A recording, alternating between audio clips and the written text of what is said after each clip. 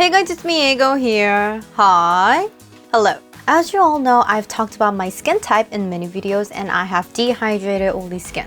So today, I'd like to share with you a base makeup how-to for those who have dehydrated oily skin like me. First of all, no matter what skin type is, the beginning of any makeup routine starts with skincare. I have dehydrated oily skin and have many concerns of skin troubles, so I prefer products that provides calming effect and can effectively supply moisture. Before doing my makeup, I take care to ensure that my skin is well moisturized while leaving the skin feeling fresh on the outside without ever going heavy on my skincare. I tend to choose a toner product that has the same texture as water, feels hydrating, and has good absorption. I would also choose serum and ampoule products that are slightly watery, moisturizing, and absorbs well. I choose products that focus on soothing and hydration rather than products with too many effects. These are my one-pick products that have the aforementioned conditions. I use Pernell's toner pad to help tidy up my skin texture. It's very moist, soothing, and light on the skin. After using it as a pad pack, I pat it with my hands so that it's completely absorbed. Then I'll follow up by applying the extremely effective soothing Fatillon serum all over my face and let it absorb well. Rather than using too much here, I only use the amount in the dropper once. I think the base makeup may not work well when overdo our skincare beforehand. While a day routine is important, I also think that a before bed routine is equally as important. For my before bed skincare, I use the Repeat M toner and serum. Apply the toner to a cotton pad and wipe the skin, then wet the cotton pad once more and pat it for absorption. The toner itself has a refreshing feeling after use, so it seems to have the effect of wiping away waste accumulated throughout the day. As my skin now feels refreshed and well hydrated, it feels that it'll even absorb the next product I put on even better. For my next step, I pump 2 pumps of Repeat M serum and apply it all over my face and let it absorb completely. When I do this and go to sleep, my skin feels smooth and elastic the next day. For some reason, this also seems to allow base makeup to work really well with my skin the following day. Some people say that they do skincare with a puff. They say that doing skincare with a puff is a good way to get rid of oily feeling and replenish moisture without increasing the heat felt on the skin. Now the next step. Sun care products are just as important as skincare. When it comes to sun care products, I prefer products that are watery, light, and have a very smooth and moist application. Products that are too heavy or feel thick make base products get cakey when doing makeup. And according to the rumors that are being heard lately, if you apply on a chemical sunscreen with a lot of moisture and apply on enough base product, they say that the base makeup adheres well without being cakey and the durability is good. So I have with me some chemical sunscreens with a lotion-like application and refreshing finish that is good for sensitive skin.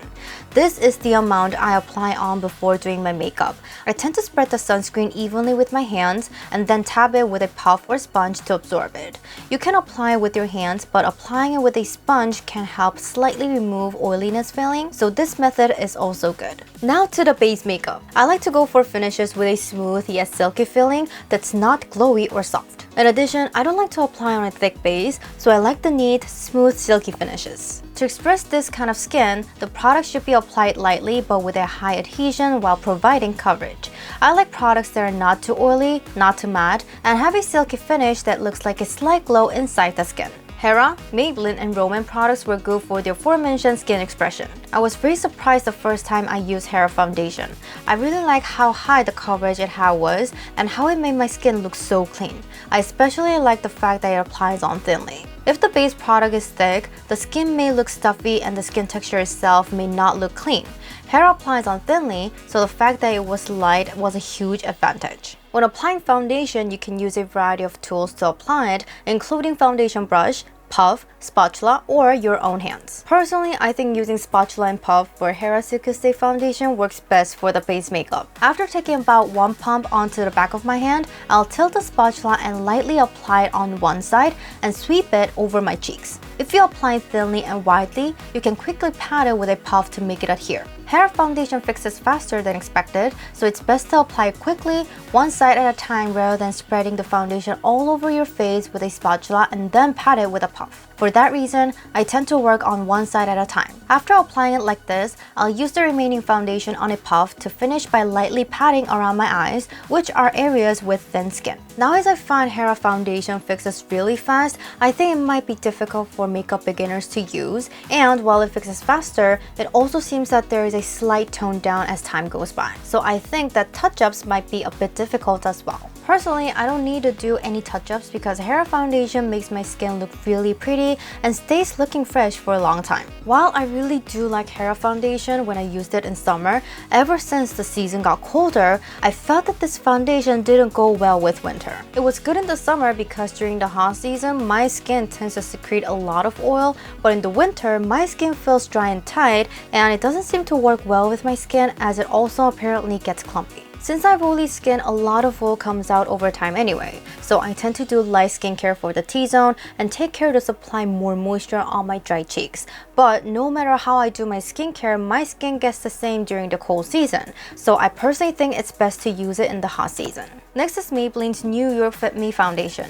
It has a moderately watery and moist formula that's not too watery nor thick, so my skin doesn't feel any dryness from applying it all or after it's fixed. Maybelline foundation fixes slower than Hera foundation, so I think it's a good foundation for makeup beginners to use. Maybelline foundation also works great with a spatula, but I find that the skin texture looks very pretty when it's applied with a brush and puff. I used the Feeling Millie A11 brush that I showed you as one of my Olive Young's recommended items in one of my last videos. After applying the foundation on the back of my hand, I apply it gradually with a brush and spread it over a large area of the face. The best thing about applying a base with this brush is that it fills the nose area where pores can stand out very smoothly.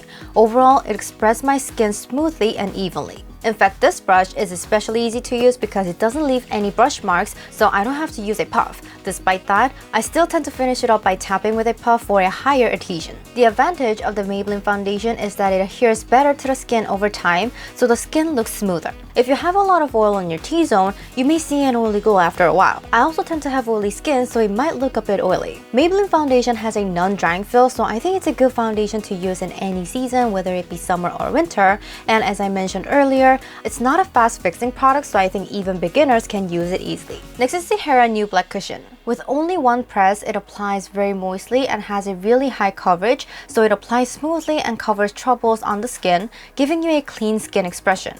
Among the products I showed you today, it has the highest coverage, so you can see that your skin looks really clean.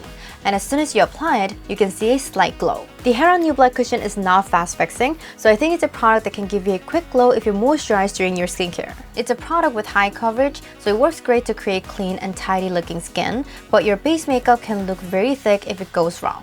So personally, I press the puff on the sponge just once to apply the cushion on my face, then apply it once on the center of my both cheeks, once on the forehead, and once on the chin, and tap it as wide and evenly as possible. This seems to be the way to apply the base that is light, natural, and provides good coverage. Then I'll apply remaining product on the puff by lightly patting around my nose and eyes. I always feel that this is more on the moist side rather than being a matte or semi-matte finish. Maybe that's why my skin seems a bit oily when using the Hera Nude Black Cushion.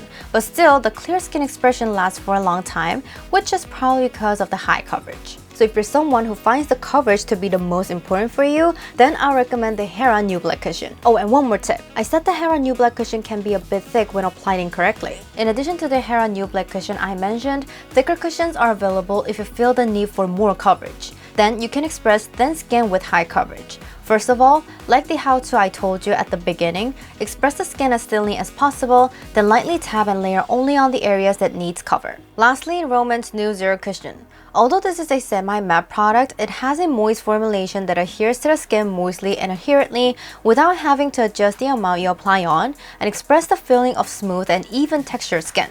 It's moist and light, but has higher coverage than expected, so you can create a thin, natural, and clean looking skin. The Romance New Zero Cushion is my favorite these days, and I've heard that a lot of people say that my skin looks very pretty when I do my base makeup with this cushion. Romance New Zero Cushion does not apply on thickly, so there is no need to adjust the amount you pick up.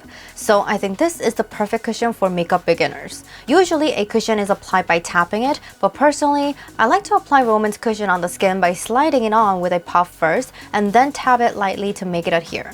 It always works great to just sweep the nose area where pores tend to severely stand out. Like this, you can express clean skin without emphasizing pores. Personally, among the semi-matte cushions I've used, I think Roman's News Air cushion is the most moist, easy to use, and comfortable product. The shades came out really well, and no matter how applied, the skin expressed very neatly, so I think it'd be easy for beginners to use as well. Like this, I also briefly introduced the products along with base makeup how-tos for those with dehydrated, oily skin. My how-to and tips are like this, but I wonder if you have any how-tos and tips. If you have a base makeup how-to that you think it's your favorite, please share it with me. So my video is still here. Thank you for watching my video today. Don't forget to subscribe, press the like buttons, and please leave some comments for me. I'll see you guys next time.